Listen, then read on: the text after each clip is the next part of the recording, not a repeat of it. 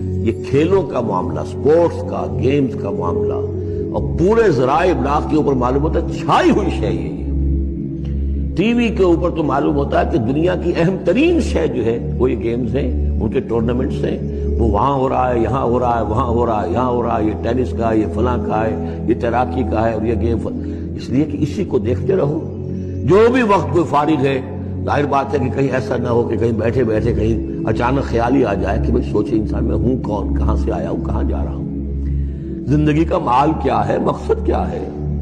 اپنی حالات کے بارے میں ہی سوچے، دنیا کدھر جا رہی ہے، قوم کدھر جا رہی ہے، ملک کدھر جا رہا ہے، نہیں، ان کو مست رکھو۔ اس سے اگلی بات ہے کہ جو آج دنیا کے ابلیسوں نے جو ایجاد کی ہے، یہ کھیل کود، اسی طریقے سے یہ ایکٹرز، یہ ڈرامے، اور پھر ان کے ایکٹرز اور ایکٹریسز کی زندگیاں اور ان کے جو بھی سکینڈلز ہوں، جس طریقے سے کہ ان کو دنیا میں پھیلایا جا رہا ہے تاکہ وہ نوجوان نسل بھی بس ان دلچسپی میں پڑی رہے، تو یہ ہے اصل میں وہ فلسفہ۔ وَمِنَ النَّاسِ مَن يَشْتَرِي لَهْوَ الْحَدِيثِ، کھیل کود کی چیزیں خریدتے ہیں وہ لوگ، لِيُضِلَّ عَن سَبِيلِ اللَّهِ، تاکہ اللہ کے راستے سے گمراہ کریں، بغیر علم، بغیر علم کے، وَيَتَّخِذَهَا هُزُوًا، اور اللہ تعالیٰ کا جو معاملہ ہے اس کو یہ